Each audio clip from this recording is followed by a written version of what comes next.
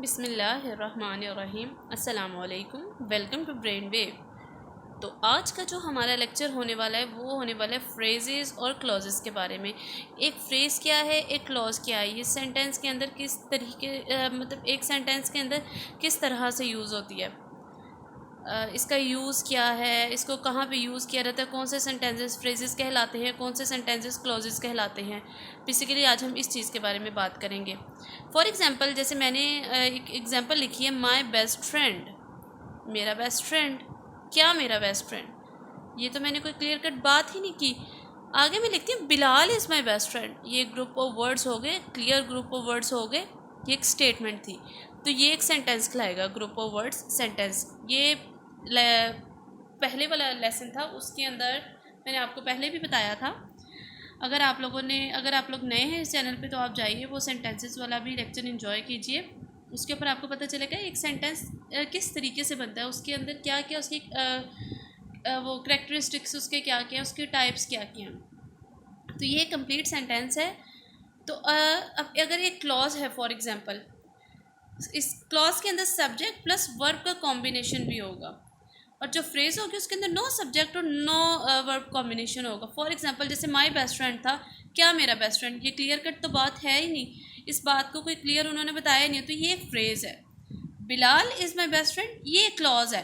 इसके अंदर हमने कंप्लीट बात की है कि हम किस बारे में बात करें, बिलाल के बारे में बात करें, वो हमारा बेस्ट फ्रेंड है, तो ये एक क्लॉज कहलाएगी। अब आगे हम इसकी ज़रा डिटेल्स देखते हैं। फॉर एग्जांपल, जैसे यहाँ पर हमारे पास है फ्रेज़ एक के अंदर नो सब्जेक्ट वर्ब कॉम्बिनेशन होता है, no meaning is used alone, कि ये अकेला कोई मीनिंग शो करता ही नहीं है। फॉर एग्जांपल, जैसे ये एग्जांपल्स लिखी हैं, दी स्पॉट कार, क्या spot car, to watch movie क्या वॉच देखना है, ऑन द टेबल क्या है टेबल पर। ये किसी भी चीज़ के बारे में क्लियर कोई बात ही नहीं किया, तो ये एक फ्रेज़ कहलाएगी। जबकि क्लॉज के अंदर हर बात को क्लियर तरीके से बताया जाता है।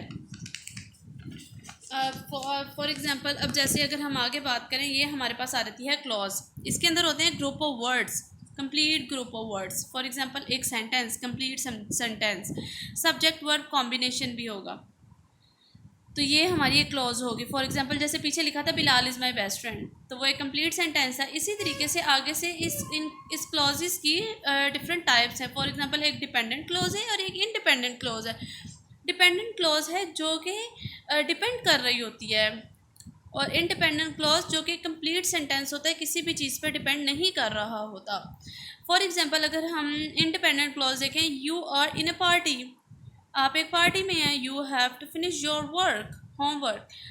कंप्लीट हमें बात समझ आ गई इतनी सी बात से भी, कि तुम एक पार्टी में हो, तुम अपना होमवर्क कंप्लीट करो, ये हमें बात समझ आ गई। लेकिन अगर हम डिपेंडेंट क्लॉज के बारे में बात करें, ये डजेंट कन्वे फुल मीनिंग, ये कभी भी फुल मीनिंग को कन्वे नहीं करता। For example, when I came home, मैं जब घर आया, क्या जब मैं घर आया, कंप्लीट बात पता चलेगी तो फिर ही आगे बात होगी ना। Before you go to bed, complete बात तो इसमें भी नहीं पता चली।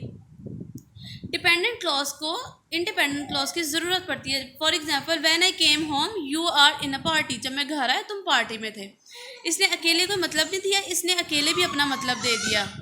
और उसी तरीके से, before you go to bed you have to finish your homework, कि जब तुम सोने जाओ तो तुम्हें अपना होमवर्क कंप्लीट पहले करना है। तो इसीलिए डिपेंडेंट क्लॉज होती है जो किसी पर डिपेंड कर रही होती है, उसे अगले सेंटेंस की ज़रूरत पड़ती है अपना मीनिंग क्लियर करने के लिए, जबकि इंडिपेंडेंट क्लॉज को कोई भी मीनिंग क्लियर करने के लिए किसी भी चीज़ की ज़रूरत नहीं पड़ती। तो ये था आज का हमारा लेसन। आई होप आप लोगों को समझ आई होगी। मिलते हैं नेक्स्ट वीडियो में।